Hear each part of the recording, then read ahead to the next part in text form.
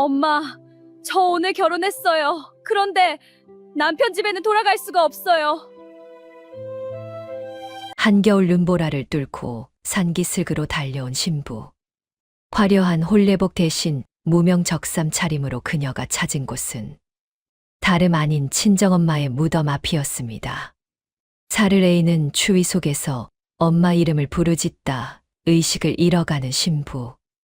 무덤 앞에 엎드린 신부의 가녀린 뒷모습을 본 순간 노부인은 주저앉아 왈칵 눈물을 쏟고야 맙니다. 과연 이들에겐 어떤 기막힌 사연이 숨겨져 있는 걸까요? 사연 시작 전 구독과 좋아요 눌러주시면 영상 제작에 큰 힘이 됩니다. 이야기 시작합니다. 옛날 옛적 순조 임금 시절 사르레는 한겨울 한양 도성에 한 혼인 행렬이 늘어섰습니다. 눈발이 분분히 흩날리는 가운데 붉은 원삼을 입은 신부 하나가 가마에 오르기를 기다리고 섰지요.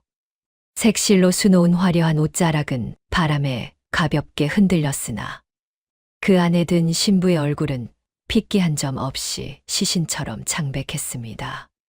신부의 이름은 연화, 나이는 간지 17이었지요.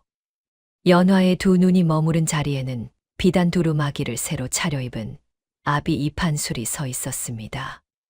노름판에서 진 빛이 산처럼 쌓여 종래에는 손가락을 잘릴 처지였던 자가 오늘 아침에 이르러서는 입이 귀에 걸리도록 해벌쭉 웃고 있는 것이었지요. 사돈들권 대감댁에서 보내온 빈문서가 통째로 불태워졌으니 이 판술의 어깨에 올라앉아 있던 천근만근의 짐이 한순간에 사라진 셈이었습니다. 그 곁에 선계모 조씨도 다를 바 없었지요. 어디서 났는지도 모를 진분홍 비단치마를 두르고 머리에는 산호 놀이개까지 매단 채로 연신 가마꾼들에게 잔소리를 늘어놓는 매무새였습니다. 말은 살가웠으나 계모의 눈빛은 연화에게 단 한 번도 머무르지 않았지요. 비단치마 자락만 매만지며 흡족한 웃음을 흘릴 따름이었습니다. 연화는 그 모습들을 가만히 바라보았지요. 가슴 한쪽이 묵직하게 가라앉았으나 눈물은 한 방울도 나오지 않았습니다. 울 힘조차 남아있지 않았던 것이지요. 오늘 연화가 시집가는 곳은 도성에서도 손꼽히는 권 대감댁이었습니다. 대제학을 지낸 권 대감의 손자 권방에게 며느리로 들어가는 셈이었지요. 겉보기에는 한미한 처녀가 양반댁으로 들어가는 더할 나위 없는 경사였으나 정작 그 신랑이라는 권방이 어떠한 인물인지는 도성 안 사람들이 모두 입을 모아 수군대는 바였습니다. 도성 소문난 망나니의 주당. 기방에 드나들지 않는 날이 없고 길에서 마주치는 처녀에게 희롱을 던지기로 유명한 자. 그런 자에게 갑작스레 혼처가 정해졌다는 소식이 전해졌을 적 연화는 한참을 멍하니 앉아 있었지요. 아비 이판술이 노른빛 한감을 빌미로 외동딸을 팔아넘긴 것이라는 사실을 깨닫는 데에는 그리 오랜 시간이 걸리지 않았습니다. 가마 앞에서 발을 떼지 못하고 선 연화의 눈에 문득 멀리 산기슭이 들어왔지요. 한양에서 그리 멀지 않은 야산 자락, 그곳에는 친어머니 소라의 무덤이 자리하고 있었습니다. 그런데 그때 연화의 눈에 이상한 광경이 들어왔지요. 산기슭 아래 작은 봉분 곁에 한 사람이 서 있는 것이었습니다. 백발이 성성한 늙은 묘직이 노씨. 어머니 무덤을 도맡아 지키는 그 노인이 어찌 된 영문인지 한양 도성 쪽을 향하여 깊이 절을 올리고 있는 것이었지요. 한 번, 두 번, 세 번. 마치 누군가에게 무언가를 빌고 있는 듯한 그 몸짓에 연화의 가슴이 까닭 모르게 서늘해졌습니다. 어머니 묘 앞에서 어찌하여 한양 쪽을 보고 절을 올리는지 노씨에게 까닭을 물어보아도 늘 이 늙은이 사정이 있느니라 하며 말을 돌리던 것이 문득 떠올랐지요. 신부, 어서 가마에 오르시오. 시각이 다 되었소이다. 행수 가마꾼의 재촉하는 소리에 연화는 산기슭에서 시선을 거두었습니다. 가래에 갖추어 올린 큰 머리에 가채가 무겁게 얹혀 있었으나 연화는 그 무게마저 잊은 채 천천히 가마 안으로 발을 들여놓았지요. 붉은 휘장이 내려지자 사방이 깜깜해졌고 가마꾼들이 어깨에 가마채를 메고 일어서니 가마가 흔들리기 시작했습니다. 가마가 흔들리는 어둠 속에서 연화의 머릿속에는 지난 세월이 한 자락씩 풀려나왔습니다. 이 판술의 집안은 본디 그리 모자라지 않은 살림이었지요. 그러나 이 판술이 노름판에 발을 들이고부터는 한 해, 두 해 사이에 가산이 모래성처럼 무너져 내렸습니다. 종들은 하나둘 떠나갔고 마지막으로 친모마저 세경을 못 받아 보따리를 싸고 나가던 날 어린 연화는 부엌 아궁이 앞에 쪼그려 앉아 그 뒷모습을 멀거니 바라본 적이 있었지요. 그 무렵 연화는 아직 어머니 소라가 살아있던 때를 또렷이 기억했습니다. 소라는 본디 몸이 성치 못한 사람이었지요. 가는 손목에 핏줄이 비치도록 야위었고 봄 가을이면 어김없이 자리에 누웠습니다.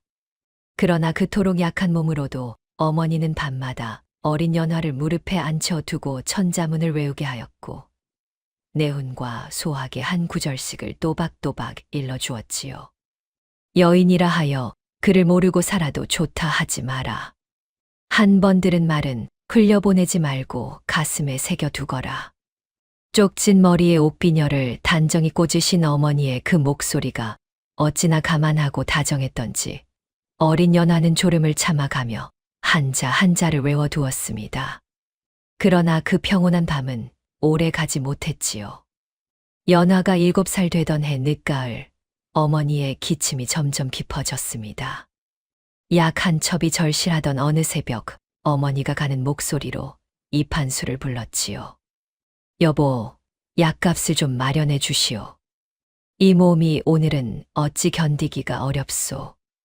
이 판술은 머리맡에 놓인 마지막 비단 두루마기를 들고 일어섰습니다.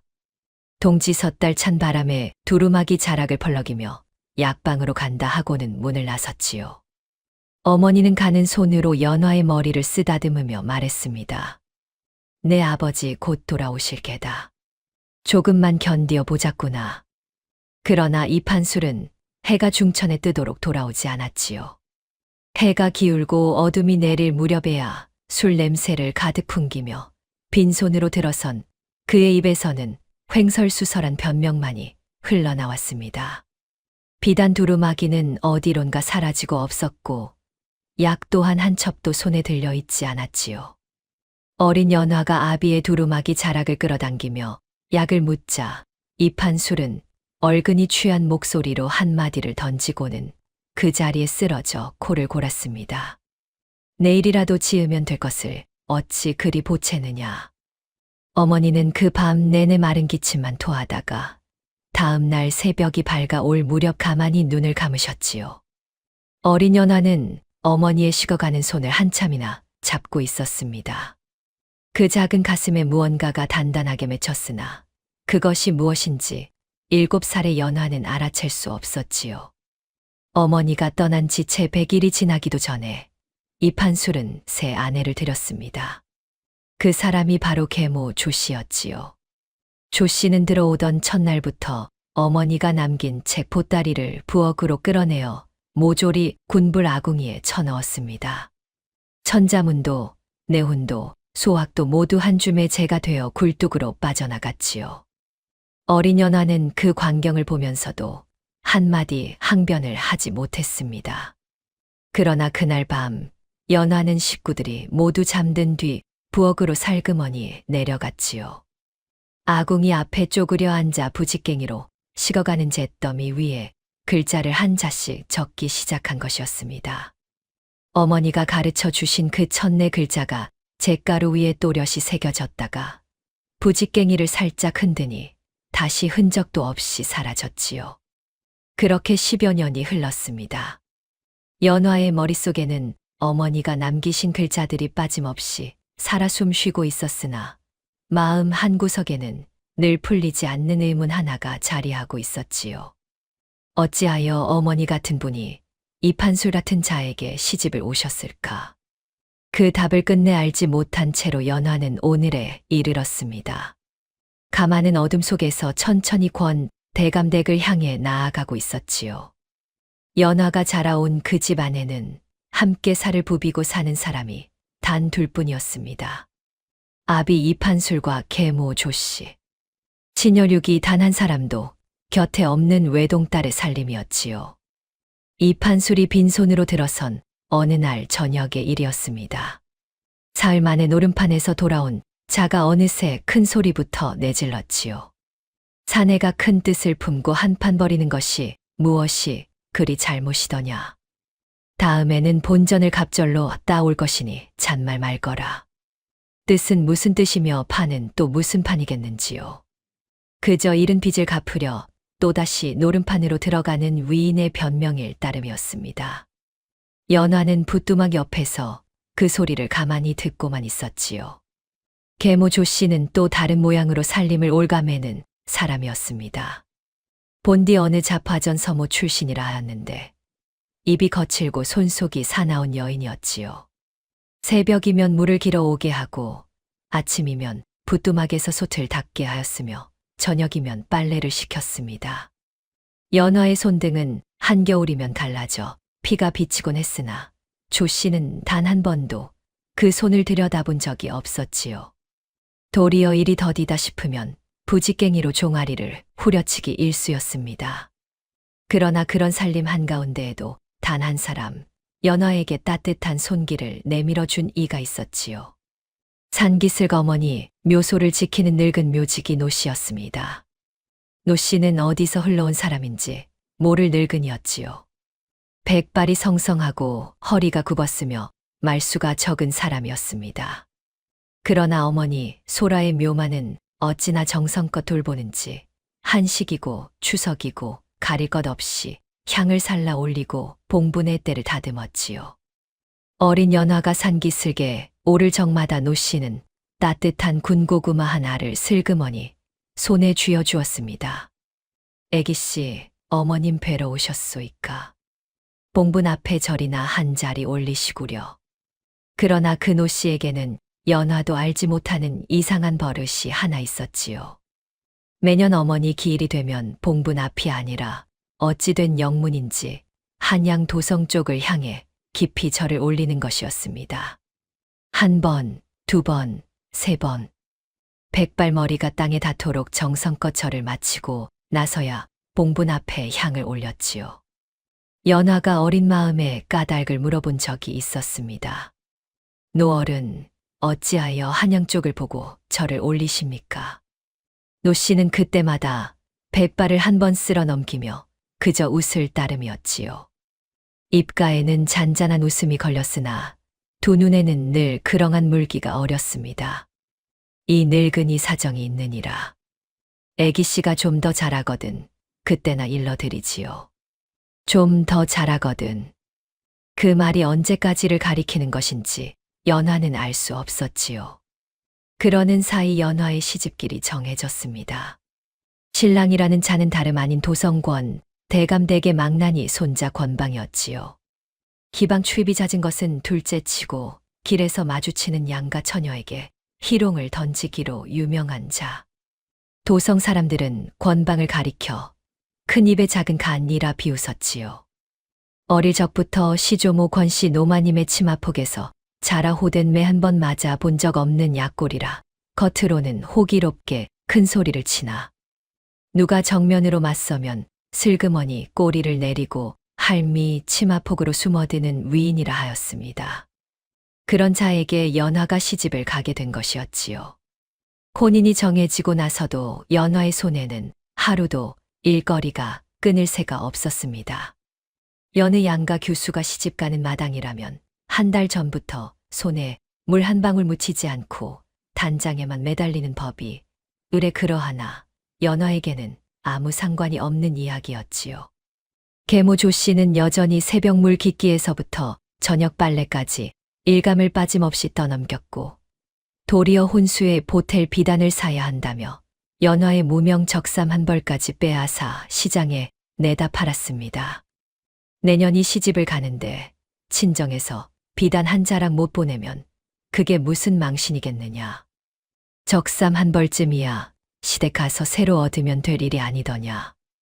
조 씨의 그 말에 연화는 입을 다물었지요. 새 비단 치마를 두른 계모의 매무새가 어디서 났을 것인지는 굳이 묻지 않아도 알만한 일이었습니다. 그렇게 시집길에 오르기 사흘 전 연화는 우물가에서 빨래를 하다 우연히 동네 안악들의 수군대는 소리를 듣게 되었지요. 두레박을 끌어올리던 손이 그 자리에서 굳어버렸습니다. 아, 그 처녀가 이번에 권대감댁으로 시집간다는 그 처녀라지. 권대감댁이라니 그 망나니 손자 권방 말이오. 그러게 말일세. 권방이 며칠 전 기방에서 술이 거나해 가지고는 떠벌리고 다녔다 하더이다. 자기가 들이는 마누라가 무슨 마누라냐고. 그저 자기 집안 애군 먹을 부적이라 하더라지. 부적이라니 그게 무슨 말이오. 권 대감댁 노마님이 이태째 시름시름 앓으시는데 무당이 점지하기를 젊은 처녀의 정기로 액을 받게 해야 한다 하였다는 구먼. 그래서 한미한 가문에서 처녀 하나 골라 며느리로 드리는 게 이번이 두 번째라 하던가. 두 번째라. 첫째 며느리는 이태 전에 이미 산후에 갔다 하지 않소. 친정에는 약값 한 푼 안 보냈다고 하더이다. 연화의 두레박이 우물 속으로 텀벙 떨어졌지요. 안악들은 두레박 떨어지는 소리에 화들짝 놀라 입을 다물고는 서둘러 빨래터를 빠져나갔습니다. 우물가에 홀로 남은 연화는 한참을 그대로 서 있었지요. 자신이 시집가는 자리가 며느리를 드리는 자리가 아니라 액바지, 부적을 드리는 자리였다는 사실. 그 자리에 먼저 들어갔던 처녀가 어떻게 되었는지를 연화는 비로소 짐작하게 된 것이었습니다. 손이 떨려 두레박 줄을 다시 잡을 수가 없었지요. 그러나 연화는 곧 입술을 깨물고 두레박을 끌어올렸습니다. 떨리는 손으로 빨래를 헹구어 광주리에 담고는 집으로 돌아와 붓두막 앞에 가만히 앉았지요. 그 밤 연화는 한숨도 잘 수 없었습니다. 어머니가 남기신 유품 중 단 하나 남은 옥비녀를 머리맡에 두고 한참을 들여다보았지요. 어머니가 살아계실 적 머리에 꽂으셨던 그 옥비녀는 색은 누렇게 바래었으나 본디 모양은 곱고 단아한 것이었습니다. 혼인날 이른 새벽 연화는 그 비녀를 머리에 꽂으려 손에 들었지요. 어머니가 곁에 함께해 주시기를 바라는 마음이었습니다. 그런데 그때 까닭 모를 일이 일어났지요. 손에 든 옥비녀가 가볍게 흔들리는가 싶더니 갑자기 한가운데가 두 동강으로 뚝 부러지고 만 것이었습니다. 연화는 두 동강 난 비녀를 손에 든 채로 한참을 멍하니 있었지요.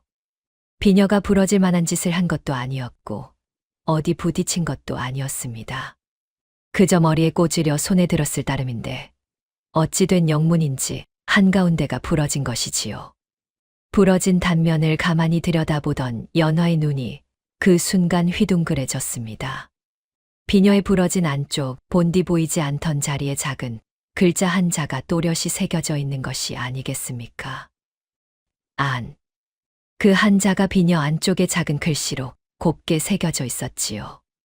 연화는 떨리는 손으로 그 글자를 한참 더듬었습니다. 어머니가 평생을 머리에 꽂고 다니시던 비녀 속에 어찌하여 이런 글자가 새겨져 있었던 것인지, 또 어찌하여 하필 오늘 아침에 부러진 것인지 도무지 알 길이 없었지요. 가슴이 까닭없이 서늘해졌습니다. 그러나 시각은 다 되어 가마꾼들이 행렬을 재촉했고 연화는 두 동강 난 비녀를 비단 손수건으로 곱게 싸 두 짝을 모두 가슴 깊이 품에 숨겼지요. 어머니의 마지막 유품을 시댁 사람에게 보일 수는 없었던 것이었습니다. 비녀 두 짝이 품 안에서 가만히 가슴을 눌렀지요. 마치 어머니가 이날을 위해 무언가를 일러주시려는 듯한 무게였습니다. 가마는 권 대감댁 소슬대문 안으로 들어섰습니다. 가래를 치르는 동안에도 연화는 너울 너머로 신랑의 얼굴을 한 번도 또렷이 보지 못했지요.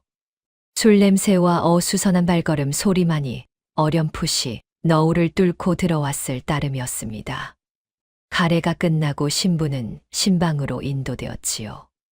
신방이라 하기에는 너무도 차고 적막한 골방이었습니다. 화촉 두 자루가 흔들리며 벽에 그림자를 길게 드리웠고 이불 한 채만 덩그러니 놓여 있을 뿐이었지요. 연화는 너울을 쓴 채 그 자리에 무릎 꿇고 앉아 신랑이 들어오기를 기다렸습니다. 가슴 깊이 숨겨둔 두 동강 난 옥비녀가 옷고름 안쪽에서 가만히 가슴을 누르고 있었지요. 문이 거칠게 열린 것은 자정이 다 되어 갈 무렵이었습니다. 어디 보자. 그 잘난 새색시 얼굴 좀 구경해 보아야겠다.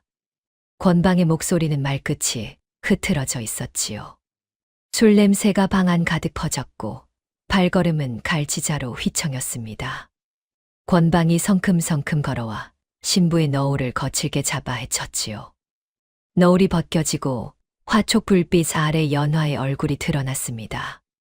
권방은 그 얼굴을 보자마자 잠시 입을 다물었지요. 큰 소리로 호기를 부리며 들어왔으나 정작 신부의 또렷한 두 눈과 마주치자 말문이 막혔던 것이었습니다. 한 발짝 살짝 뒤로 물러서며 권방은 헛기침을 2번 했지요. 이내 다시 큰 소리를 치기 시작했습니다. 약한 자가 약한 마음을 들키지 않으려 일부러 더 큰 소리를 치는 모양새였지요. 내 할머님만 아니었어 보아라. 너 같은 천한 것을 내가 어찌 마누라로 들였겠느냐. 그저 우리 집안 액 좀 받아 먹고 입 다물고 살다 가면 그뿐인 것을. 말은 그러하면서도 권방의 시선은 연화의 얼굴에 한 번 더 가 닿지 못했지요. 연화는 입을 굳게 다문 채 그 말을 듣고 있었습니다. 우물가에서 들었던 안악들의 수군거림이 한 자도 빠짐없이 들어맞았던 것이지요. 권방은 한참을 큰 소리치다가 술기운에 못 기겨 이불 위에 그대로 쓰러져 잠이 들었습니다. 코 고는 소리가 곧 골방 안을 채웠지요. 연화는 그 자리에 그대로 앉아 화촉 불빛이 흔들리는 것을 가만히 바라보았습니다. 얼마쯤 시간이 흘렀을까?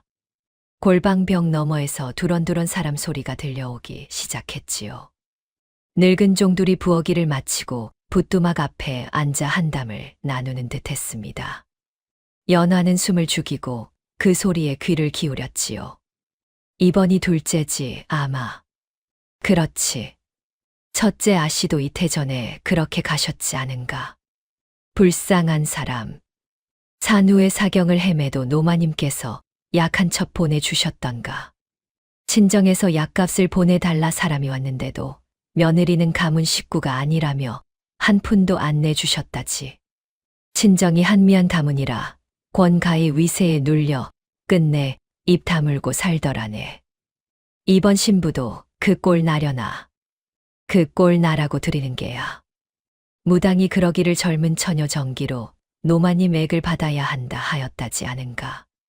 첫째도 그래서 드렸고 이번에도 그래서 드린 게야. 그 처녀가 사람이냐. 그저 노마님 살리는 부적이지. 불쌍하기는. 불쌍하다 말한들 누가 듣겠는가. 어서 자러 가세. 발걸음 소리가 멀어졌습니다. 골방 안에는 권방의 코 고는 소리와 화촉 타들어가는 소리만이 남았지요. 연화는 한참을 가만히 앉아 있었습니다. 손끝이 떨려 무릎 위에 두 손을 꼭 모았으나 그 떨림은 좀처럼 가시지 않았지요. 우물가에서 들었던 소문이 다만 소문이 아니라 사실이었던 것입니다. 자신이 시집온 자리는 며느리의 자리가 아니었지요. 첫째 며느리가 그러했듯 자신도 시조모 권씨 노마님을 살리기 위해 정기를 빨리고 죽어갈 액바지의 자리. 그 자리에 자신이 2번째로 끌려 들어온 것이었습니다. 화촉이 한 차례 크게 흔들렸지요. 연화는 가슴 안쪽에 숨겨둔 두 동강 난 비녀를 가만히 더듬었습니다. 비녀 단면에 새겨진 안자가 손끝에 와 닿는 듯 했지요.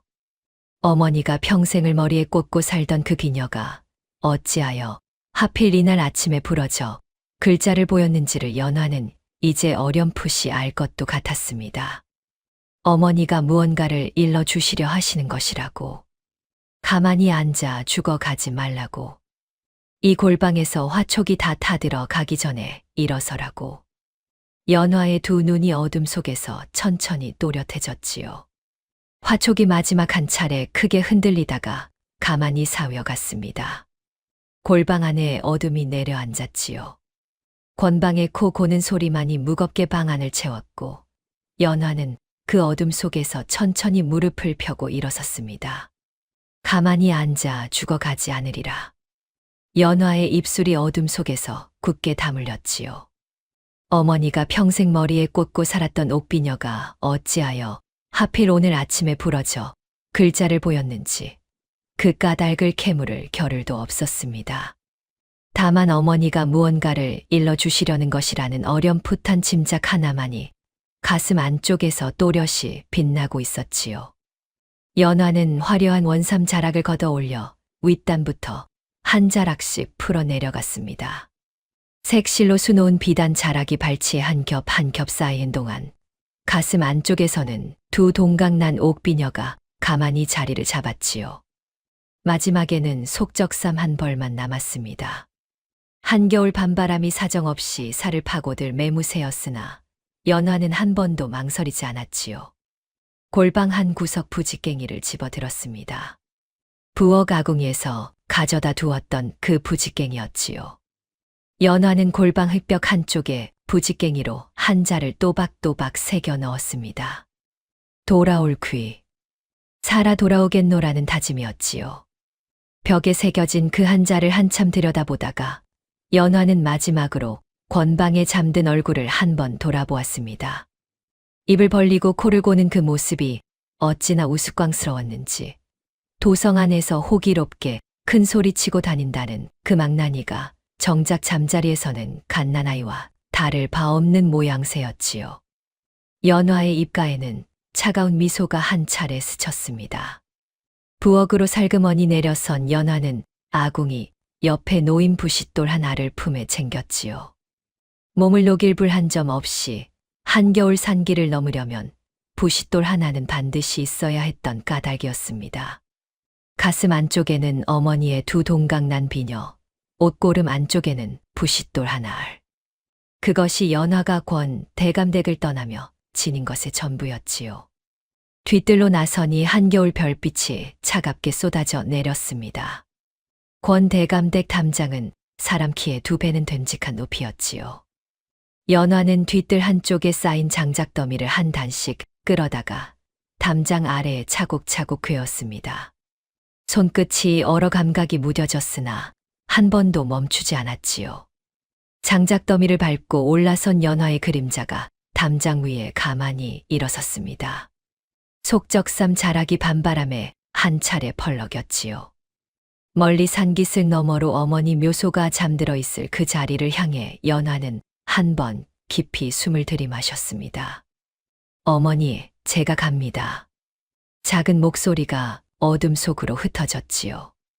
다음 순간 하얀 그림자 하나가 권 대감댁 담장을 훌쩍 넘어 바깥쪽 눈밭으로 가벼이 내려섰습니다. 발이 푹푹 빠지는 무릎까지 오는 눈이었으나 연화는 단 한 번도 뒤를 돌아보지 않았지요. 도성 사대문이 아직 열리지 않은 시각이었습니다. 연화는 한양성 외곽이 아산 자락을 더듬어 어머니 묘소가 있는 그 산을 향했지요. 길은 험했고 눈은 사정없이 쏟아져 내렸습니다. 속적삼 자락이 금세 흠뻑 젖어 살에 들러붙었고 발은 감각을 잃어갔지요. 그러나 연화는 한 발씩 한 발씩 눈을 헤치며 나아갔습니다. 산자락에 들어섰을 무렵에는 동이 트기 시작했지요. 새벽 푸른 기운이 산등성이를 따라 가만히 번져갔고 까마귀 한 마리가 멀리서 까악하고 울었습니다. 연화의 발걸음은 어느덧 휘청이고 있었지요. 손은 새파랗게 얼었고 입술에는 핏기가 가셔 있었습니다. 그러나 멀리 산기슭 한 자락에 엎드린 작은 봉분 하나가 눈에 들어오자 연화의 눈에는 가만한 물기가 어렸지요. 어머니 소라가 잠들어 있는 그 자리. 연화는 무릎이 풀어지는 것을 간신히 버티며 한 발씩 그 봉분을 향해 나아갔습니다. 봉분 앞 작은 솔가지 하나에 까치 한 마리가 앉아 있다가 인기척에 푸드덕 날아올랐지요. 연화는 그 자리에 천천히 무릎을 꿇었습니다. 어머니, 제가 왔습니다. 가는 목소리가 새벽 산자락에 흩어졌지요. 그 자리에 엎어진 연화의 어깨가 가늘게 떨렸습니다. 멀리 한양 도성 쪽 하늘이 점점 푸르게 밝아 오고 있었지요. 그날은 어머니 소라의 기일이었습니다. 연화는 미처 떠올릴 겨를도 없었으나 봉분 앞에 엎드려 정신을 차리고 보니 그날이 바로 어머니가 세상을 떠난 그날이었지요. 10년 전 동지섣달의 그 새벽, 어머니의 손이 식어가던 그 시각과 지금이 어찌 이리 닮아 있는지 모를 일이었습니다. 봉분 앞에 엎드린 연화의 등 위로 눈이 내려앉기 시작했지요. 처음에는 가는 눈발이었으나 점차 한방눈으로 바뀌더니 이내 눈보라가 되어 산자락을 휘몰아쳤습니다. 속적삼 한 벌만 걸친 연화의 몸은 점점 굳어갔지요. 손은 이미 감각이 없었고 입술은 새파랗게 질려갔습니다. 그러나 연화는 그 추위 속에서 봉분을 향해 한 마디를 떨리는 입술로 토해내고 있었지요. 어머니, 제가 왔습니다. 가는 목소리가 눈보라 속에 흩어졌습니다. 봉분에 쌓인 흰 눈을 가는 손으로 한 자락 쓸어내며 연화는 어린아이처럼 어머니를 불렀지요. 어머니께서 가르쳐 주신 글자, 저는 한자도 잊지 않고 다 기억하옵니다. 계모께서 책을 모두 태우신 뒤로도 매일 밤 아궁이 잿더미 위에 부직갱이로 어머니 글자를 적었사옵니다. 어머니께서 가르쳐 주신 그 글자들이 저를 살려 왔사옵니다. 봉분 앞에 한 번 깊이 저를 올린 연화의 어깨가 가늘게 떨렸지요. 입술이 굳어말이 잘 나오지 않았으나 연화는 한마디씩 어머니에게 토해내었습니다. 저 시집을 갔는데 어머니께서 살아계셨더라면 절대 보내지 않으셨을 그런 자리에 아비가 빚 대신 저를 팔아보내셨사옵니다. 그 자리는 며느리의 자리가 아니라 시조모의 액을 받아 죽어갈 부적의 자리였사옵니다. 첫째 며느리도 그 자리에서 죽어갔다 하옵니다. 약값 한 푼 받지 못하고 친정에서 입 다물고 죽어갔다 하옵니다. 눈보라가 한층 거세어졌지요. 연화의 의식이 점점 흐려지고 있었습니다. 그러나 가슴 안쪽에서 마지막으로 끓어오르는 한마디를 연화는 어머니 봉분 앞에서 끝내 토해내고 말았지요. 엄마, 저는 결혼했는데 남편 집에 돌아갈 수가 없어요. 갈 곳이 없어요. 어머니, 저를 어찌하면 좋겠습니까? 가는 통곡이 산자락을 울렸습니다. 봉분에 엎어진 연화의 어깨가 들썩였지요. 10년을 참아 온 울음이었습니다. 어머니 임종 자리에서도 울지 못했고 계모의 부직갱이의 종아리를 맞으면서도 울지 못했으며 권방에 너울 거두어 가던 그 손길 앞에서도 울지 못했던 그 울음이 어머니 봉분 앞에서야 비로소 한꺼번에 터져 나온 것이었지요. 그때 연화의 부르짖음이 닿지 않을 만한 자리, 산자락 바로 아래에서 횃불 하나가 가만히 멎었습니다. 비단 도포 차림의 백발 노인 하나, 그 곁에 선 노부인, 그리고 구분 등의 늙은 묘지기 노씨. 세 사람이 산을 오르다가 봉분 앞에서 들려오는 가는 통곡 소리에 그만 발걸음을 멈춘 것이었지요. 어머니, 저는 결혼했는데 남편 집에 돌아갈 수가 없어요. 그 한마디가 눈보라를 뚫고 흘러내려왔습니다. 노부인이 입을 가는 손으로 틀어막았지요. 두 무릎이 그 자리에서 풀어져 눈밭에 꺾였습니다. 백발 노인의 두 어깨가 한 차례 굳었고 손에 든 횃불이 가늘게 떨렸지요. 노씨가 떨리는 손으로 노부인의 어깨를 받쳐들었으나 노씨 자신의 백발 머리도 함께 무너지고 있었습니다. 세 사람은 차마 한 발짝도 나아가지 못하였지요. 손녀가 죽은 어미에게 바치는 마지막 부르짖음을 끊을 수 없었던 것이었습니다. 노부인의 두 눈에서 굵은 눈물이 흘러내려 눈밭 위에 한 점 한 점 떨어졌고 백발 노인은 횃불을 든 채로 입을 한 번도 떼지 못했지요. 봉분 앞 연화의 통곡이 점점 가늘어졌습니다. 이내 마지막 한마디조차 흘러나오지 못하더니 연화의 작은 몸이 봉분 위로 그대로 무너져 내렸지요. 새하얀 속적삼 자락이 흰 눈 위에 한 송이 꺾인 매화처럼 펼쳐졌습니다. 그제야 노부인이 무너진 무릎을 일으키며 봉분을 향해 한 걸음씩 나아가기 시작했지요. 노부인의 발걸음은 휘청거렸습니다. 백발이 흩어지는 것도 모르고 노부인은 한 걸음 한 걸음 봉분을 향해 나아갔지요. 백발 노인이 그 뒤를 따랐고 노 씨도 무너지는 다리를 끌며 함께 봉분에 닿았습니다. 봉분 위에 엎어진 연화의 작은 몸은 이미 의식을 잃어가고 있었지요. 노부인이 두 무릎을 꿇고 그 어깨를 가만히 끌어안았습니다. 얼어붙은 손가락 끝, 핏기 없는 입술, 흰 눈에 묻혀가는 새카만 머리카락. 그 모든 것이 10년 전 떠나간 자신의 딸과 어찌 이리 닮아 있는지 모를 일이었지요. 우리 강아지, 우리 외손녀, 이 할미가 늦어 미안하구나. 너무 늦어 미안하구나. 가는 목소리가 떨려 나왔습니다. 노부인이 떨리는 손으로 연화의 가슴 안쪽을 가만히 더듬었지요. 손끝에 단단한 무언가가 닿았습니다. 비단 손수건에 곱게 쌓인 두 동강 난 옥비녀 두 짝. 노부인이 그 비녀를 끄집어내었지요. 부러진 단면 안쪽에 새겨진 한 글자가 새벽빛 속에 또렷이 드러났습니다. 여보, 이 비녀 이것이 그 비녀이요. 노부인의 목소리가 가늘게 떨렸지요. 백발 노인이 한 발짝 다가와 비녀를 받아들었습니다. 잠시 손에 든 그 비녀를 들여다보던 노인이 천천히 자신의 도포 안쪽에서 비단 손수건에 곱게 쌓은 무언가를 꺼내었지요. 손수건을 펼치자 또 한 짝의 부러진 옥비녀가 모습을 드러냈습니다. 부러진 단면 안쪽에 또 한 글자가 새겨져 있었지요. 노인은 두 짝을 가만히 맞대어 보았습니다. 부러진 단면이 마치 본디 한 자루였던 것처럼 꼭 들어맞았지요. 두 글자가 나란히 이어져 안동 두 자가 또렷이 드러났습니다. 백발 노인의 두 무릎이 봉분 앞에 그대로 무너졌지요. 평생을 도성상권에서 거상의 위엄으로 살아온 그 어른이 어린아이처럼 통곡하기 시작했습니다. 이 비녀 이것은 이 늙은이가 죽은 내 딸 소라에게 물려준 것이로다. 안동 김가의 가표이니라. 내 딸이 시집가던 날 이 늙은이가 직접 손에 쥐어준 것이야. 이 비녀가 어찌 두 동강이 나서 내 외손녀의 품에 들어와 있단 말이냐. 노 씨가 그제야 그 자리에 무릎을 꿇고 머리를 조아렸지요. 대감마님, 이 늙은이가 죄가 깊사옵니다.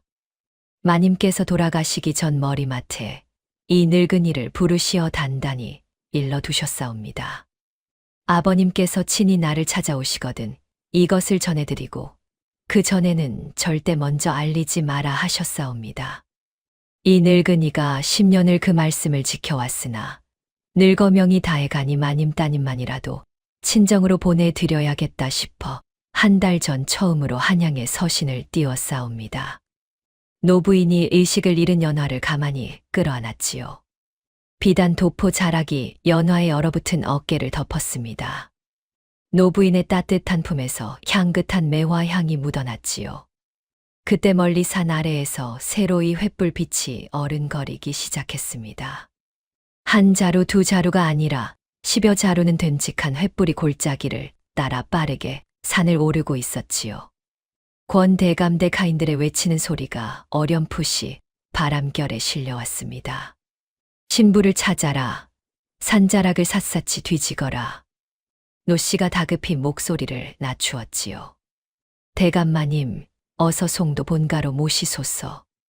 권가에서 보낸 자들이 이미 골짜기에 들었사옵니다. 이대로 두면 애기 씨를 다시 빼앗기고 마옵니다. 김대감의 두 눈이 한 차례 매섭게 빛났습니다. 눈가를 한 번 훔치고 일어선 김대감의 목소리가 단단해졌지요. 어서 가마를 대거라. 우리 외손녀가 추위에 더 떨게 두지 말거라. 권가의 횃불 한 자루도 우리 가마 그림자에 닿지 못하게 할 것이니라. 노부인이 연화를 가마 안으로 가만히 옮겨 안았습니다. 비단 도포 자락에 매화향이 한 차례 깊이 배어들었지요.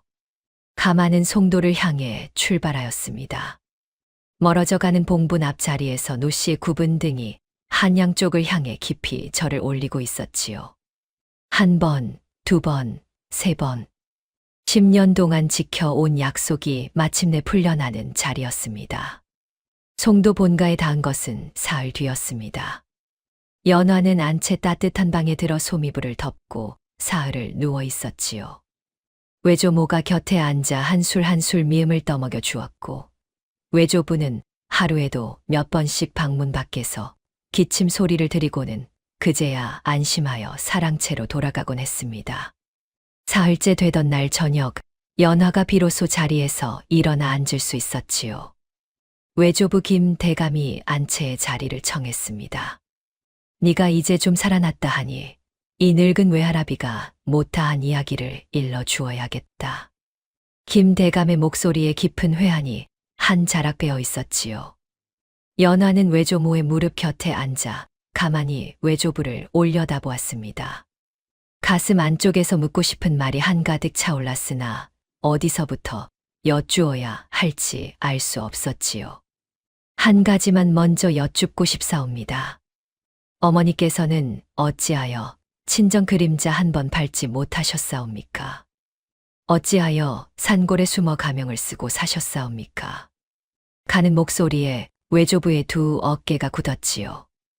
외조모가 가만히 외조부의 손등을 쓸어 주었습니다. 그러고는 외조모가 먼저 입을 열었지요. 내 어미는 본디 몸이 약한 아이였단다. 어릴 적부터 자리에 자주 누웠고 혼처가 자꾸 어그러지던 차였느니라. 송도 매화나무 아래에서 글공부하던 모습이 어찌나 곱던지 이 할미는 그 모습만 떠올라도 가슴이 미어지는구나.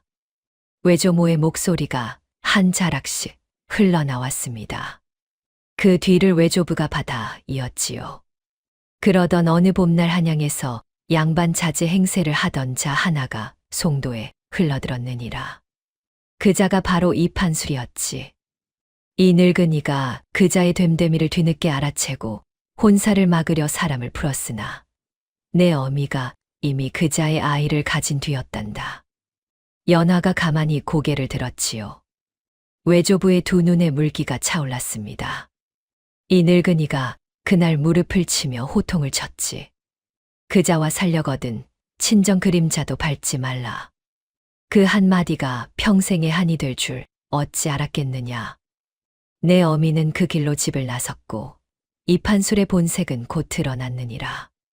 어머니께서는 어찌하여 다시 돌아오지 않으셨사옵니까? 연화에 가는 물음에 외조모가 눈가를 훔쳤지요. 내 어미가 친정에 눕기친 죄, 또 아비말을 거역한 죄에 짓눌려 차마 돌아오지 못한 것이란다. 가명을 쓰고 산골에 숨어 살았으니 이 늙은이들이 사람을 풀어 10년을 찾아도 단 한 줄기 소식이 닿지 않더구나. 외조부가 손에 든 두 짝 비녀를 가만히 들여다보았지요. 부러진 단면이 꼭 맞물리는 그 비녀였습니다. 이 비녀는 안동 김가의 가표니라. 안자와 동자 두 글자를 새겨 한 자루로 만들었으니 우리 가문의 적통임을 알리는 신표지. 내 어미가 시집 가던 날 이 할미를 통해 손에 쥐어 주었느니라. 친정 잊지 말라는 마음이었지. 연화는 그 비녀를 가만히 받아들었습니다. 어머니가 평생 머리에 꽂고 살았던 그 비녀가 안동 김가의 가표였다는 사실이 그제야 가슴 안쪽에 또렷이 자리 잡았지요. 어찌 이 비녀가 두 동강이 났는지는 이 늙은이도 모를 일이로다. 외조부의 목소리에 비통함이 한 자락 깊이 배어들었지요. 그 까닭을 풀어줄 어머니의 마지막 마음은 아직 노씨의 품 안에 잠들어 있었습니다. 밤이 깊어 외조부가 사랑채로 물러간 뒤 외조모가 연화의 곁에 모로 누웠지요. 한 이불을 덮고 가는 손으로 연화의 머리를 쓸어 주었습니다. 이 할미가 매일 새벽 1시간씩 내 어미 머리를 빗겨 주었느니라. 이제 이 할미가 내 머리도 매일 빗겨 주마. 외조모의 손길에 연화는 가만히 눈을 감았지요. 10년 만에 처음으로 누군가의 품에서 잠드는 밤이었습니다. 이튿날 새벽 외조모가 약속대로 안채에 건너와 연화의 머리를 손수 빗겨 주었습니다. 가는 빗살이 한 올 한 올 머리카락을 가르며 지나갈 때마다 연화의 두 눈에는 까닭모를 물기가 어렸지요. 저녁이면 외조모가 매화 가지 한 자락을 꺾어다가 안채 화병에 꽂아 주었습니다. 매화는 어머니, 소라가 어릴 적부터 좋아하던 꽃이었지요. 내 어미가 시집 가기 전 이 할미와 함께 매화 그림을 그리는 것이 큰 낙이었느니라. 한 번 본 매화 가지 모양을 잊지 않고 그대로 그려내곤 했단다. 송도 양반과 부녀자들이 너도 나도 내 어미 매화 병풍을 청해 갔지. 외조모의 목소리가 잔잔히 흘러나왔지요. 그러고는 외조모가 무심결에 옛 시 한 구절을 가만히 읊었습니다. 매화나무 그늘 아래 책장을 펼치니 봄빛이 문득 어깨에 내려앉더라. 말이 채 끝나기도 전에 연화가 그 다음 구절을 가만히 받아 이었지요. 바람이 책갈피를 한 장씩 넘기니 어머니 목소리가 그 사이에 들리더라. 외조모가 그 자리에서 굳었습니다. 가는 손이 가늘게 떨렸지요. 이 시를 얻지 않으냐? 이 시는 이 할미가 내 어미 어릴 적에 직접 지어 가르쳐 준 시이니라. 송도본가 매화나무 아래에서 함께 짓던 그 시이니라. 이 시를 아는 사람은 이 늙은이와 죽은 내 어미 단 둘뿐이거늘. 연화의 두 눈에서 굵은 눈물이 흘러내렸지요. 어머니께서 어릴 적 매일 밤 가르쳐 주셨사옵니다. 천자문도, 내훈도, 소학도, 그리고 이 시도. 한 번 들은 말은 흘려보내지 말고 가슴에 새겨두라 하셨지요. 외조모의 두 손이 무너지듯 연화를 끌어안았습니다. 내 딸이 너를 가르쳤구나. 산골에 숨어 살면서도 친정에서 배운 것을 단 한 자도 잊지 않고 너에게 다 물려주었구나. 내 딸이 살아있는 동안 단 하루도 친정을 잊지 않았구나. 매화향이 두 사람의 어깨 위로 가만히 내려앉았지요. 그 무렵 한양의 한 누추한 주막 뒷방에서는 다른 그림자 하나가 어둠 속에 웅크리고 있었습니다. 이판술이었지요. 권방이 풀어둔 패거리 앞에 무릎을 꿇은 채로 이판술은 연신 머리를 조아렸습니다. 이판술, 내 딸년이 첫날 밤 담을 넘었으니 이는 내 책임이렸다. 권 대감댁에서 받은 빈 문서를 도로 살려도 좋다는 게냐. 패거리 두목의 으름장에 이판술의 등에서 식은땀이 흘러내렸지요. 빈 문서가 도로 살아나면 손가락이 잘리는 것은 당연한 일이었습니다. 이판술의 입에서 다급한 한마디가 흘러나왔지요. 산기슭에 늙은 묘지기 하나가 있사옵니다. 그 늙은이가 죽은 처에 무덤을 도맡아 지켜왔으니 그자라면 무언가 알고 있을 것이옵니다. 이판술이 직접 가서 캐내겠사옵니다. 이판술은 그날 밤으로 산기슭에 들어 노씨의 오두막 문을 두드렸습니다. 백발이 성성한 노씨가 구분 등으로 문을 열어주자 이판술의 손이 노씨의 멱살을 잡아챘지요. 이 늙은이 10년 동안 한양 쪽으로 절하던 까닭이 무엇이냐. 내년이 알고 있는 것을 모두 토설하렸다. 노씨의 백발머리가 가늘게 떨렸습니다. 그러나 노씨의 두 눈에는 10년을 지켜온 단단함이 한 자락 깊이 자리하고 있었지요. 이판술의 그림자가 송도본가의 소슬대문을 향해 한 발짝씩 다가가고 있었습니다. 송도본가 소슬대문 앞에 이판술이 들이닥친 것은 그 이튿날 새벽이었습니다. 권 대감대 가인 10여 명이 이판술의 뒤에 늘어섰지요. 모두가 시퍼런 몽둥이 한 자루씩을 손에 든 매무새였습니다. 소슬대문이 한 차례 쾅하고 울리자 김대감이 사랑채에서 천천히 일어섰지요. 비단 도포 자락을 가지런히 여미고 소슬대문 앞으로 나선 그 매무새에는 거상의 위엄이 한 자락 깊이 서려 있었습니다. 내 딸을 내놓으시오. 첫날 밤에 담을 넘었으니 그 책임은 친정에 있는 것 아니겠소이까. 이판술의 큰 소리에 김대감의 두 눈이 한 차례 매섭게 빛났지요.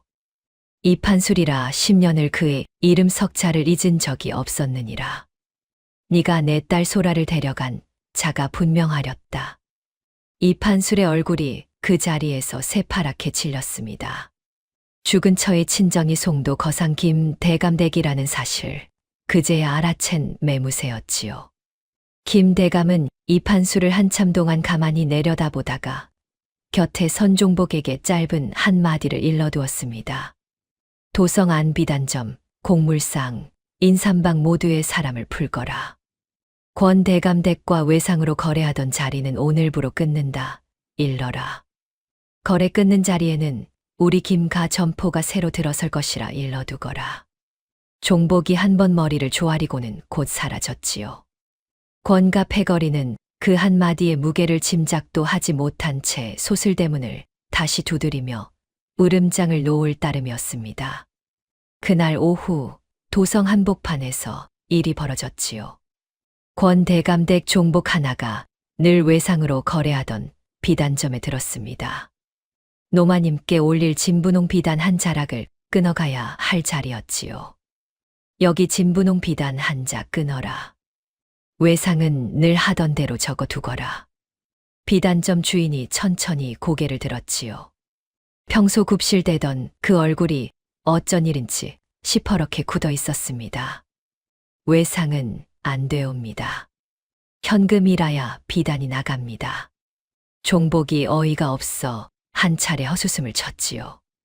도성에서 권대감댁 외상을 못 받겠다는 자가 어디 있더란 말입니까?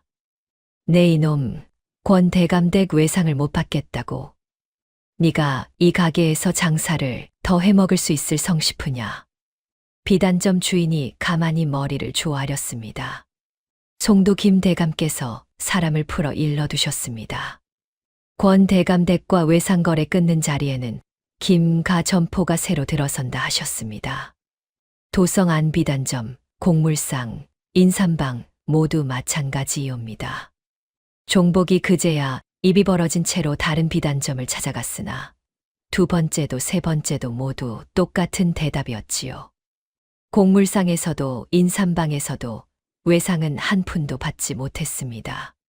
종복이 빈손으로 시전 한복판을 터덜터덜 걸어가는 모습을 지나가던 도성 사람들이 손가락질하며 수군대기 시작했지요. 권대감댁 종복이 빈손으로 돌아가는구먼. 외상이 끊겼다지. 양반 체면에 현금 들고 시전을 도느라 진땀 깨나 빼겠어. 권방이 그 소식을 듣고 안채에서 한 차례 큰 소리를 쳤으나 권대감의 얼굴은 백지장처럼 굳어가고 있었습니다. 송도 거상의 손길이 도성 상권을 한 번에 죄어오고 있었지요. 권대감댁의 살림이 한 자락씩 죄어오던 그 무렵 김대감 본가 사랑채에서는 또 하나의 패가 조용히 펼쳐지고 있었습니다. 김대감이 사람을 풀어 권가에 족보 한 권을 빼내어 온 것이었지요. 본디 양반 가문의 족보는 외부인이 한 장도 들여다보기 어려운 물건이었으나 도성 상권을 손에 쥔 김대감의 끄덕임 한 번에 권가 행랑채에서 일하던 늙은 종이 슬그머니 베껴 낸 것이었습니다. 연화가 사랑채에 들어 외조부 곁에 자리를 잡았지요. 김대감이 손에 든 족보를 펼쳐가며 한 장 한 장 짚어 보였습니다. 보거라. 권가의 며느리들 이름이 이 자리에 적혀 있느니라. 첫째 며느리 이름은 여기 있구나. 그러나 내 이름이 있어야 할 자리는 비어 있다. 패백 장부도 보거라. 첫째 며느리 자리는 적혀 있으나 내 자리는 통째로 비어 있느니라. 혼인 문서는 있으되 가문 식구가 아닌 셈이지. 연화의 두 눈이 그 빈자리에 가만히 머물렀지요. 시집간 며느리의 이름이 가문 족보에 오르지 않았다는 것은 곧 권가가 자신을 가문 식구로 들이지 않았다는 사실이었습니다. 첫날 밤 골방벽 너머로 들었던 늙은 종들의 한담이 한 자도 빠짐없이 들어맞았던 것이었지요. 연화가 가만히 입을 열었습니다. 사흘을 누워있는 동안 머릿속에서 한 자락씩 정리해 둔 일들을 첫날 밤 골방에서 들은 늙은 종들의 한담부터 권방이 기방에서 떠벌렸다는 발설까지 한 자도 빠짐없이 외조부 앞에 풀어놓았지요. 늙은 종의 어조 한 자락, 권방의 헛기침 한 차례까지 그대로 살아있는 매무새였습니다. 김대감의 두 눈이 한 차례 빛났지요. 내 기억이 어찌 이리 정연하냐. 한 번 들은 말을 어찌 한 자도 흘리지 않고 다 풀어놓느냐. 어머니께서 어릴 적부터 가르쳐 주셨사옵니다. 한 번 들은 말은 흘려보내지 말고 가슴에 새겨두라 하셨지요. 부엌 가궁이 잿더미 위에 부직갱이로 글자를 적었다 지웠다 하며 어머니 말씀을 잊지 않으려 애썼사옵니다. 김대감의 두 눈에 굵은 물기가 차올랐지요. 가는 한숨이 백발 어른의 입에서 흘러나왔습니다. 소라가, 내 어미가 너를 통해 친정으로 돌아오는구나. 산골에 숨어 살면서도 친정에서 배운 것을 단 한 자도 빠뜨리지 않고 너에게 다 물려주었구나. 이 늙은이가 10년을 사람을 풀어 찾아도 못 만났던 내 딸이 이제야 너의 그 또렷한 기억 속에 살아있구나. 김대감이 손에 든 족보를 가만히 덮었지요. 빈자리가 한 차례 더 도드라졌습니다. 이 혼인은 처음부터 거짓된 혼사였느니라.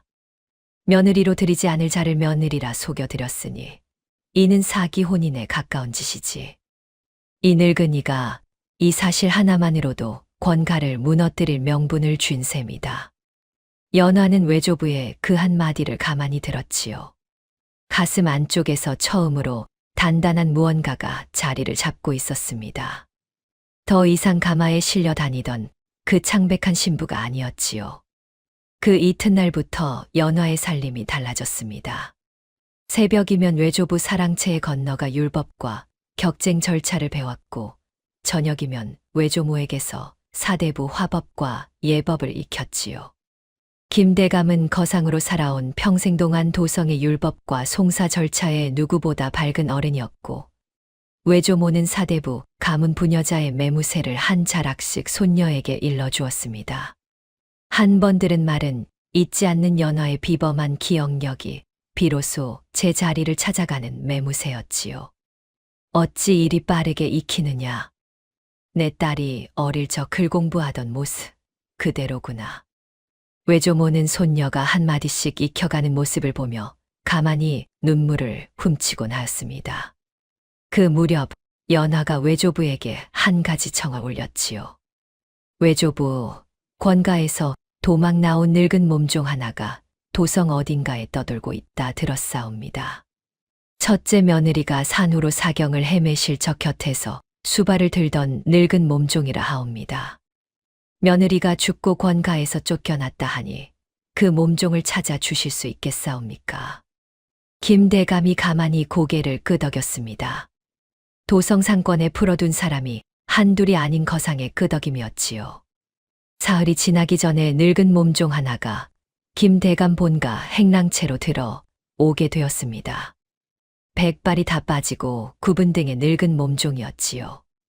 권가에서 쫓겨난 뒤로 시전한 자락에서 빌어먹다시피 떠돌던 매무새였습니다. 연화가 안채의 자리를 청해 따뜻한 미음 한 그릇을 내어주자 늙은 몸종이 그 자리에서 한참을 통곡하고는 비로소 입을 열었지요.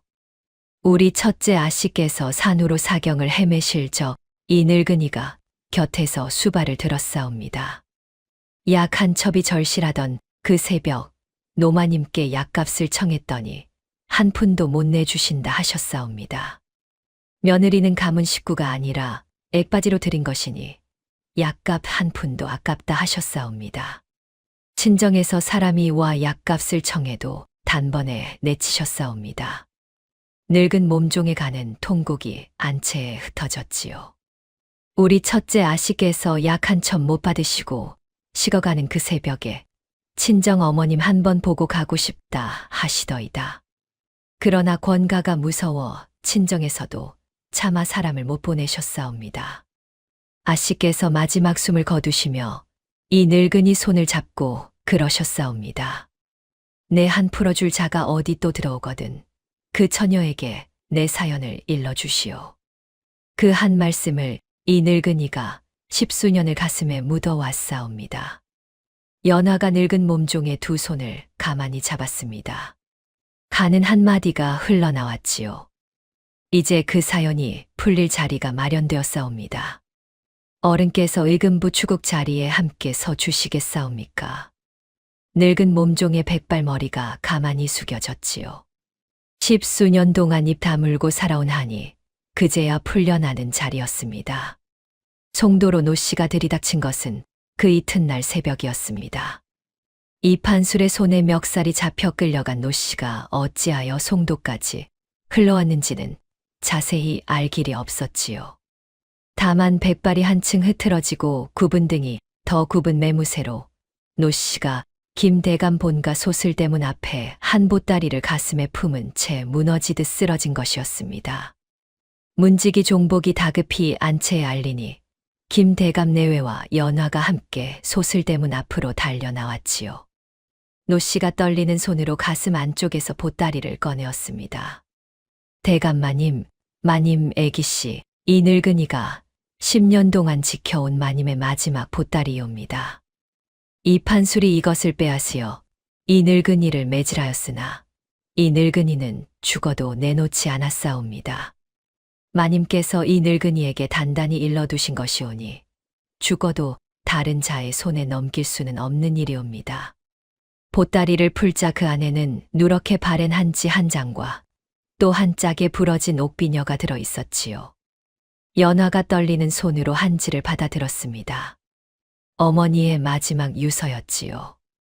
내본 뒤 몸이 성치 못한 데다 아이 낳고 기력이 다 빠져 명이 길지 않을 듯하구나. 평생 아버님 말씀 거역한 죄, 친정 그림자 밟지 못한 죄, 죽어도 풀리지 않을 하니오나 다만 한 가지, 내가 죽거든 내 딸을 친정 김대감 가문에 보내다오. 아버님께서 친히 나를 찾아오시거든 그제야 이 비녀와 그를 전해드려라. 이 비녀는 안동 김가의 가표이니 내 손으로 두 동강 내어 한 짝은 내가 지니고 한 짝은 어린 내 딸에게 남기노라. 언젠가 내 딸을 친정으로 돌려보내려 하는 어미의 마지막 마음이니라. 연화의 두 눈에서 굵은 눈물이 흘러내렸지요.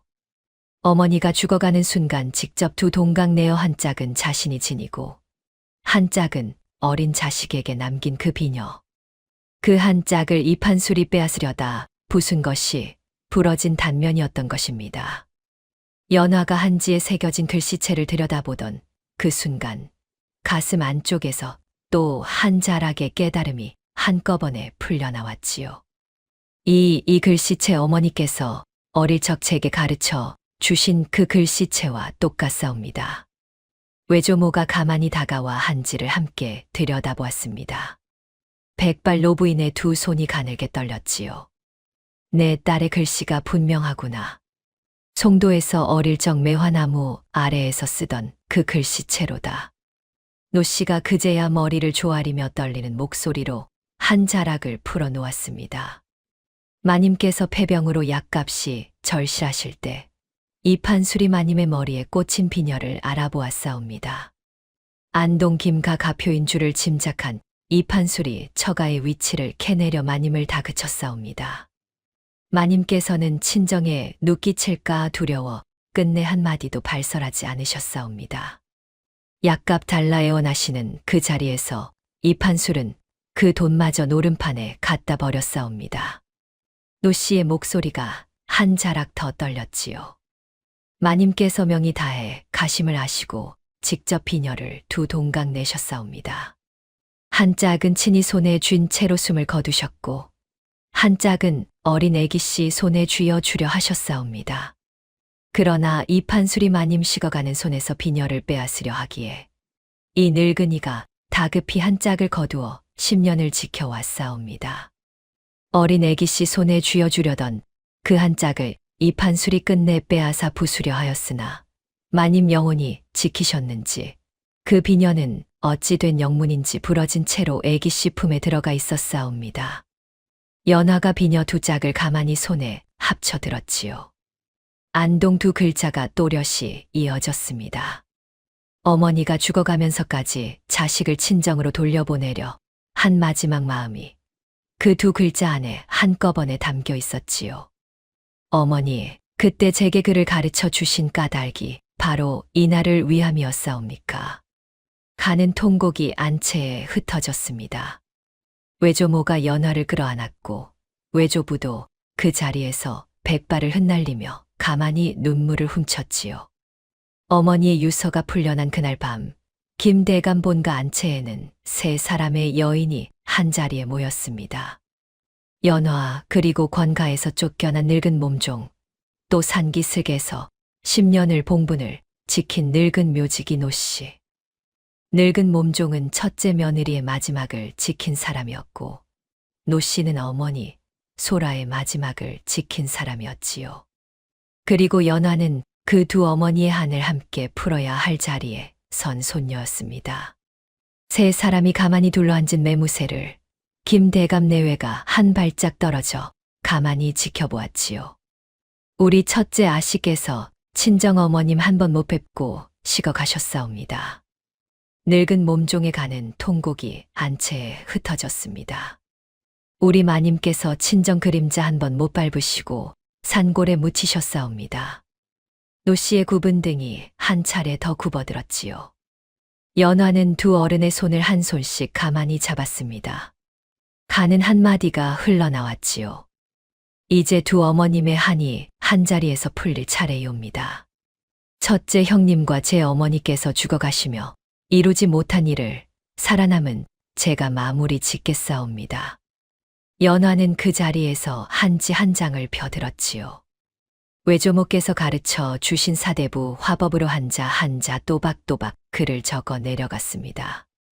시조모 권씨 노마님 앞으로 보내는 글이었지요. 노마님께서 액바지로 어린 며느리를 들이실 적 그 며느리가 어찌 죽어갔는지 아시는지요? 약한 첩 받지 못하고 식어가던 그 새벽을 아시는지요? 노마님께서 살자고 어린 며느리의 청춘을 잡아드신 것이 아니옵니까? 이번에 들이신 두 번째 며느리도 같은 길을 걸으리라 여기셨사옵니까? 연화에 가는 글씨가 한지 위에 한 자락씩 새겨졌지요. 한마디 한마디가 칼날 같았습니다. 이 글이 권대감 댁에 닿은 것은 그 이튿날이었지요. 시조모 권씨 노마님이 자리에 누운 채로 그 글을 읽어 내려갔다 하옵니다. 백발 노마님의 두 손이 글을 든 채로 한참 동안 떨렸다 하지요. 그날 저녁 노마님은 자리에서 일어나지 못한 채 조용히 곡기를 끊으셨습니다. 한마디 변명도 한마디 노여움도 없이 그저 가만히 식음을 전폐하신 매무새였지요. 권가의 살림은 도성 상권에서 외상이 끊겨 한 자락씩 무너져 내리고 안채에서는 시조모가 곡기를 끊으셨으니 가문 전체가 무너지는 것은 시간 문제였습니다. 권가의 마지막 발악도 김대감의 사람들 앞에서 한 자락 무너졌고 이판술과 권방이 그 자리에서 함께 잡혀 들어갔지요. 격쟁의 길이 한 자락 활짝 열린 것이었습니다. 연화가 어머니께서 남기신 흰 무명 치마 저고리를 꺼내 두었지요. 이 일은 제가 시작하였으니 제가 마무리 짓겠사옵니다. 가는 목소리에 단단한 결심이 한 자락 어려 있었습니다. 연화가 어머니의 마지막 유품을 꺼내 든 것은 격쟁 사흘 전이었습니다. 흰 무명 치마 저고리. 어머니 소라가 산골 살림에 시달리시면서도 한 벌 따로 곱게 접어두셨던 그 옷이었지요. 누렇게 바랜 무명 자락에는 어머니의 손길이 한 자락씩 빼어 있었고 깃 안쪽에는 어머니가 직접 한 땀 한 땀 수놓으신 작은 매화 한 송이가 자리 잡고 있었습니다. 어머니께서 이 옷을 어찌하여 따로 접어두셨는지 이제야 알 것 같사옵니다. 연화에 가는 한마디에 외조모가 곁에서 눈가를 훔쳤지요. 사대부 가문 교수가 임금 능행 길목에 격쟁할 적 죄인의 매무새를 갖추어 흰 무명 치마 저고리를 입는 것이 법도였습니다. 어머니가 미리 그 옷을 마련해 두셨다는 것은 어쩌면 어머니께서도 이날을 어렴풋이 그리고 계셨던 것이 아닌가 싶었지요. 격쟁 당일 새벽이었습니다. 연화는 흰 무명 치마 저고리를 갖추어 입고 머리에는 안동 비녀 두 짝을 이어 꽂았지요. 부러진 단면이 꼭 맞물려 한 자루 비녀가 된 그 매무새였습니다. 가슴 안쪽에는 어머니의 마지막 유서를 곱게 접어 품었지요. 외조부 김대감이 사랑채 앞에서 손녀의 매무새를 한참 동안 가만히 들여다보았습니다. 백발 어른의 두 눈에 굵은 물기가 차올랐지요. 내 어미가 시집가던 날의 매무새가 떠오르는구나. 흰 무명은 아니었으나 그 단정함이 어찌 이리 닮아 있단 말이냐. 외조모가 연화의 깃을 한 차례 가지런히 여며 주었지요. 가는 손길에 어머니의 손길이 한 자락 겹쳐졌습니다. 한 자도 흐트러지지 말거라. 의금부 위관 앞에서도 사대부 가문 교수의 매무새를 잃지 말거라. 내 어미의 한과 첫째 형님의 한, 그리고 너 자신의 한을 한자리에서 풀어야 하는 자리이니라. 연화는 가만히 머리를 조아렸지요.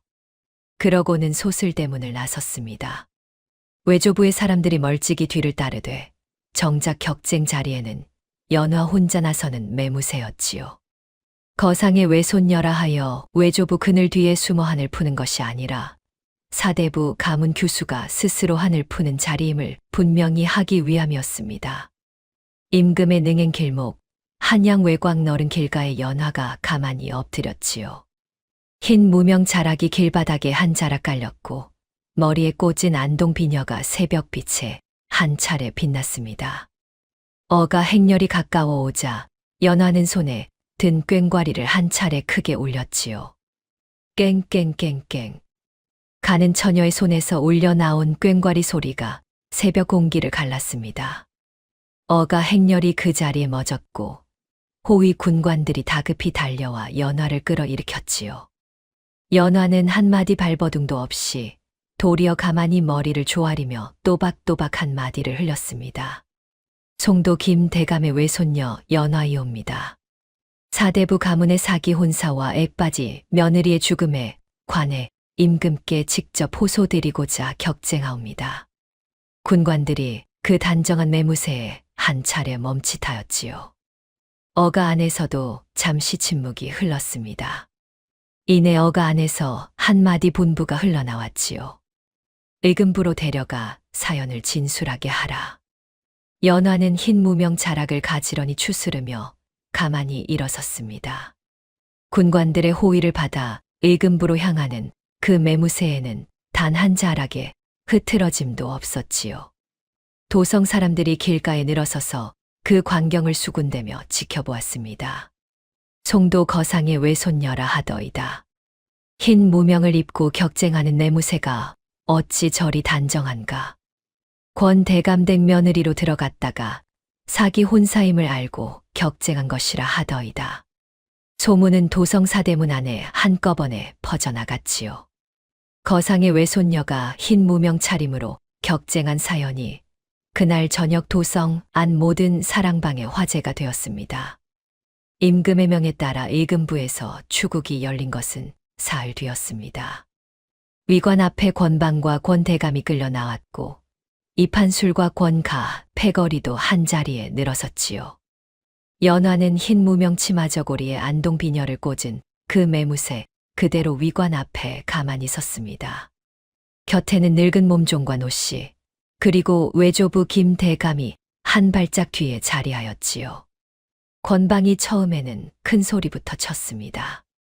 혼인 문서가 멀쩡한데 무슨 죄이옵니까? 첫날 밤에 신부가 담을 넘었으니 그 책임은 친정에 있는 것이지 어찌 권가의 죄를 묻사옵니까? 도성 사람들 앞에서는 늘 호기롭게 큰 소리치던 권방이었지요.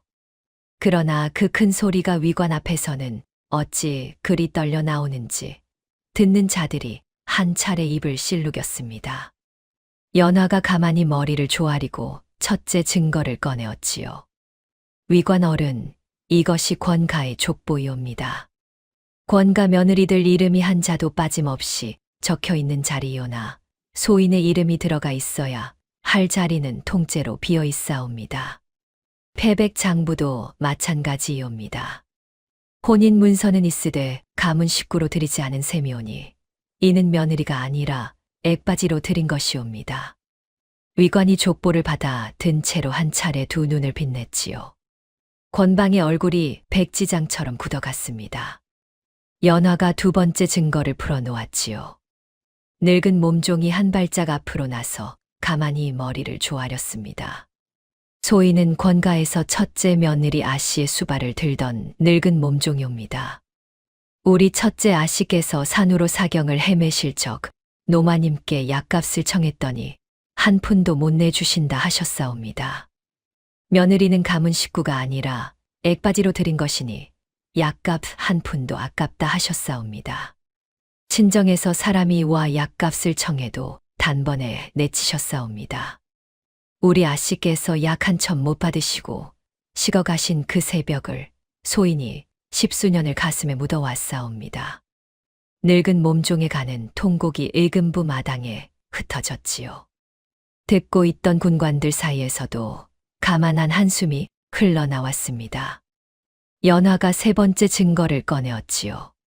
가슴 안쪽에서 어머니의 마지막 유서를 곱게 풀어 위관 앞에 받쳐 올렸습니다. 이것은 소인 어미의 마지막 유서이옵니다. 어미께서 명이 다해 가시는 자리에서 직접 비녀를 두 동강 내시어 한 짝은 친히 손에 쥐신 채로 숨을 거두셨고 한 짝은 어린 자식 손에 쥐어 주려 하셨사옵니다.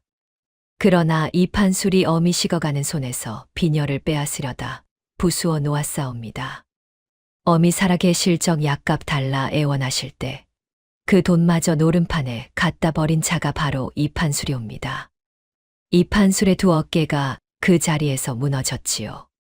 위관에 매서운 눈길에 이 판술이 끝내 머리를 조아리며 한 자락씩 토설하기 시작했습니다. 소인이 처가 약값 달라 애원할 때 그 돈을 노름판에 갖다 버렸사옵니다. 처가 죽어가는 자리에서 비녀를 빼앗으려 하였사옵니다. 빈 문서를 탕감받기 위해 외동딸을 권가에 액바지로 팔아보냈사옵니다. 모두 소인의 죄이옵니다. 권방도 끝내 무너졌지요. 처음에 큰 소리는 한 자락도 남지 않은 채 권방이 위관 앞에서 떨리는 한마디를 흘렸습니다.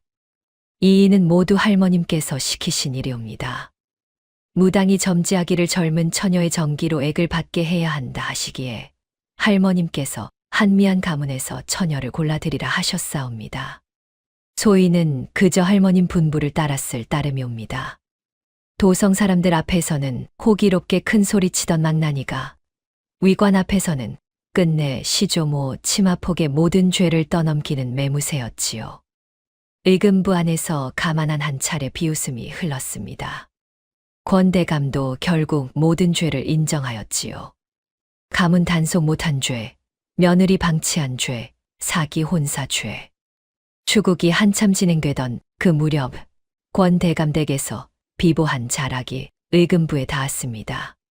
시조모 권씨 노마님이 곡기 끊은 채로 그날 새벽 숨을 거두셨다는 소식이었지요. 머리맡에 마지막 글 한 장을 남기셨다 하였습니다.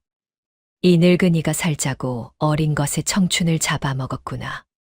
이 가문은 이 늙은이 대에서 끝나야 마땅하니라. 의금부 마당에 잠시 침묵이 흘렀지요. 권방이 시조모 비보를 듣고는 그 자리에서 무너져 통곡하였으나 도성 사람들 누구 하나 그 통곡에 가만한 한숨조차 보태지 않았습니다. 마지막에 외조부 김대감이 위관 앞에 한 발짝 나섰지요. 백발 어른의 단단한 한마디가 의금부 마당에 울렸습니다. 송도 거상 안동 김가의 적통 외손녀가 여기에 있음을 공식으로 선언하옵니다. 죽은 내 딸 소라의 외동딸이 바로 이 연화이옵니다. 추국이 끝난 그 이튿날 도성 사대문 안에 한 자락의 소문이 퍼져나갔습니다. 송도 거상 김대감의 적통 외손녀가 다름 아닌 권 대감댁 며느리로 팔려갔던 그 처녀라는 사실이었지요. 그 처녀의 머리에 꽂힌 부러진 비녀 두 짝이 안동 김가의 가표라는 사실까지 함께 퍼져나갔습니다. 도성 사람들이 의금부 마당 앞에 모여들어 흰 무명 치마 저고리 차림에 그 처녀를 한 자락이라도 보고자 하였지요. 연화는 외조부 곁에 단정히 서서 군중을 한 차례 둘러보았습니다. 가는 손이 머리에 꽂힌 안동 비녀를 가만히 빼어들었지요. 부러진 단면 두 짝이 꼭 맞물려 안동 두 글자가 또렷이 드러났습니다. 그 곁에 작게 새겨진 매화 한 송이도 함께 빛났지요. 이 비녀는 안동 김가의 가표이옵니다. 제 어머니께서 송도 본가에서 시집 오실 적 외조모께서 친히 손에 쥐어 주신 것이옵니다. 제 어머니께서 명이 다해 가시는 자리에서 직접 두 동강 내시어 한 짝은 친히 손에 쥐신 채로 숨을 거두셨고 한 짝은 어린 자식 손에 쥐어 주려 하셨지요. 언젠가 자식을 친정으로 돌려보내려 하시는 어머니의 마지막 마음이었사옵니다. 군중 사이에서 가만한 한숨이 흘러나왔지요. 이 비녀가 한 자루로 합쳐진 것은 10년 만에 어머니의 마지막 마음이 마침내 풀려나는 자리이옵니다. 외조부 김대감의 두 눈에서 굵은 눈물이 흘러내렸습니다. 백발 어른이 군중 앞에서 가만히 머리를 숙이며 한마디를 흘렸지요. 그날 호통치지만 않았어도 내 딸이 친정 그림자라도 밟았을 것을. 죽음의 순간만은 자식을 친정으로 돌려보내려 하였구나. 내 딸이 명이 다해가는 자리에서 직접 비녀를 두 동강 낼 적 그 손이 얼마나 떨렸겠느냐. 외조모가 외조부의 손을 가만히 잡았지요. 두 백발이 군중 앞에서 함께 무너졌습니다. 군중 사이에서 가만한 박수 한 자락이 흘러나왔지요. 도성 사람들의 두 눈에 굵은 물기가 한 차례씩 어렸습니다. 사대부 가문의 사기 혼사와 애빠지 며느리의 죽음, 그리고 한 어머니의 마지막 마음이 한 자락의 비녀 안에 어찌 이리 깊이 담겨 있었는지를 도성 사람들이 그제야 가슴으로 받아들이는 자리였지요. 그날 저녁 임금의 분부가 의금부에 내렸습니다. 권가의 죄를 엄중히 다스리고 사기 혼사로 들어간 연하의 혼인 문서를 그 자리에서 무효로 한다는 분부였지요. 연하는 그 분부를 받아들고는 가만히 머리를 조아렸습니다. 법도상 며느리의 매무새가 아니라 본디 사대부 가문 규수의 매무새로 돌아간 자리였지요. 송도 본가로 돌아가는 가마 안에서 연하는 가슴 안쪽에서 어머니의 마지막 유서를 한 차례 가만히 더듬었지요. 어머니가 죽어가시며 자식에게 남긴 그 마음이 10년 만에 마침내 자식의 손에서 풀려난 자리였습니다. 권가의 살림이 한 자락씩 무너져 내린 것은 그 한 달 사이의 일이었습니다. 권방은 가산을 모두 몰수당한 채로 변방으로 유배되었고 권대감은 가문 단속 못한 죄와 사기 혼사 죄로 파직되었지요. 권가의 위패가 사당에서 내려졌고 가문은 폐족 처분이 내려졌습니다. 도성 사대부 가문 명부에서 권가의 이름이 한 자락씩 지워져 갔지요. 이 판술도 응징을 면하지 못하였습니다. 처 임종 자리에서 약값을 노름에 탕진한 패륜, 자식 매매죄, 가문 비녀 훼손죄로 장형을 받은 뒤 절도로 유배되었지요. 한양 길거리를 끌려나가는 그 매무새에 도성 사람들이 한마디씩 손가락질을 던졌습니다. 죽은 처 약값을 노름에 갖다 버린 자가 저 자라더이다. 외동딸을 빚 대신 팔아넘긴 자가 저 자라더이다. 계모 조씨도 한 자락의 짐도 챙기지 못한 채로 친정으로 쫓겨났지요. 들어오던 첫해 어머니의 책보따리를 아궁이에 쳐넣던 그 손으로 자기 옷까지 한 자락도 간수하지 못하는 신세가 된 것이었습니다.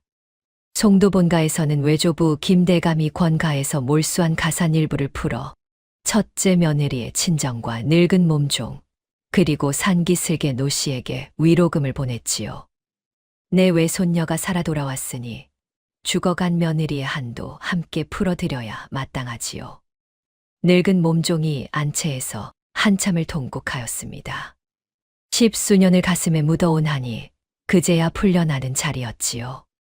노씨도 송도 본가 행랑채의 자리를 마련받아 평생 봉분만 지키던 구분 등을 비로소 펴고 살게 되었습니다.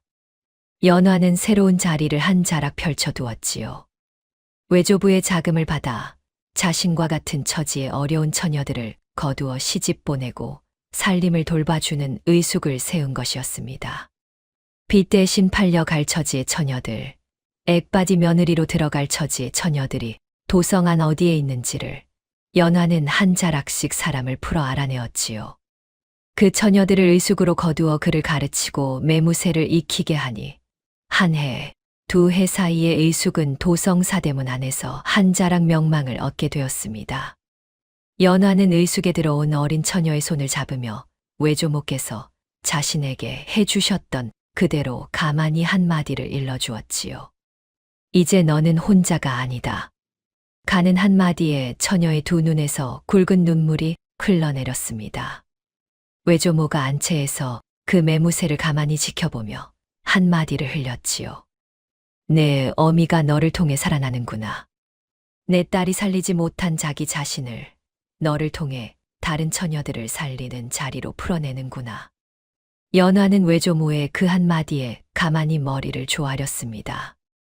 어머니가 죽어가시며 남기신 마지막 마음이 자식 한 사람을 살리는 자리에서 멈추지 않고 같은 처지의 다른 처녀들을 살리는 자리로 한 자락씩 번져가고 있었던 것이지요. 그해 첫눈이 내리던 날이었습니다.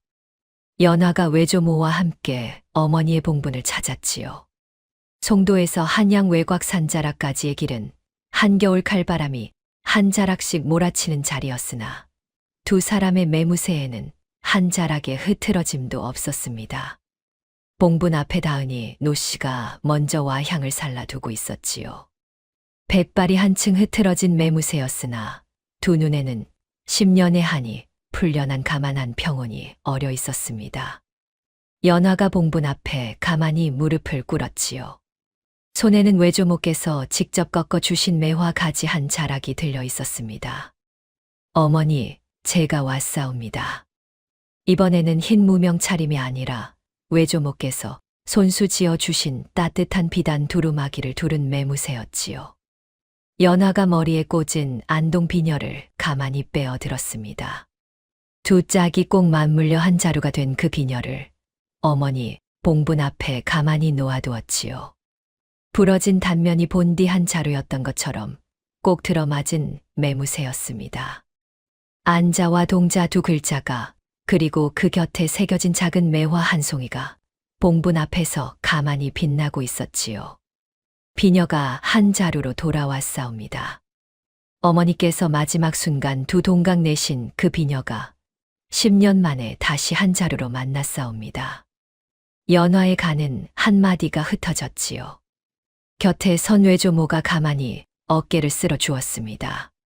매화 가지 한 자락을 봉분 앞에 가지런히 올려두었지요. 어머니가 평생 좋아하시던 그 매화였습니다. 이제 저는 혼자가 아니옵니다. 가는 한마디가 봉분 위로 가만히 흩어졌지요. 첫눈이 한 자락씩 봉분 위에 내려앉으며 매화 가지를 가만히 덮어갔습니다. 연화의 두 눈에 굵은 물기가 차올랐으나 그 매무새에는 한 해 전과는 다른 단단한 평온이 한 자락 어려 있었지요. 외조모가 곁에서 가만히 손녀의 손을 잡았습니다. 10년 전 어머니가 임종 자리에서 손을 식어 가시던 그 손길과 1년 전 눈보라 속봉분 앞에서 외조모가 처음으로 끌어안아 주시던 그 손길이 이날 봉분 앞에서 한 자락으로 이어지고 있었지요. 내 어미가 이 자리를 지켜보고 있을 것이니라.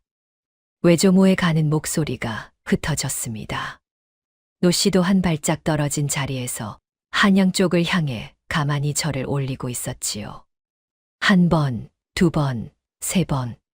10년 동안 지켜온 그 절이 이제는 한이 풀려난 가만한 감사의 절로 바뀌어 있었습니다. 봉분 위에 내려앉은 첫눈 사이로 어머니가 평생 좋아하시던 매화 가지가 한 자락 가만히 빛났지요. 연화는 봉분 앞에 한 차례 더 머리를 조아리며 가만히 일어섰습니다. 외조모의 손을 꼭 잡은 매무새였지요. 산자락을 내려오는 길, 연화의 어깨 위로 첫눈이 한 자락씩 내려앉았습니다. 산기슭 거기에 닿았을 무렵 연화가 한 차례 봉분 쪽을 돌아보았지요. 흰 눈에 가만히 묻혀가는 그 작은 봉분이 매화 한 송이가 피어나는 자리처럼 한 자락 빛나고 있었습니다. 거짓 위에 세워진 권세는 반드시 무너지고 어머니의 사랑은 죽음을 넘어 자식을 살리는 법이지요. 산골에 숨어 사시면서도 자식에게 그를 가르치신 어머니의 그 작은 손길이 10년 만에 한 자락 따뜻한 봄빛으로 자식의 자리에 피어난 매무새였습니다. 다음 영상을 빠르게 만나보시려면 좋아요와 구독을 눌러주세요. 그럼 더 재미있는 영상으로 찾아뵙겠습니다. 모두 행복한 하루 보내세요.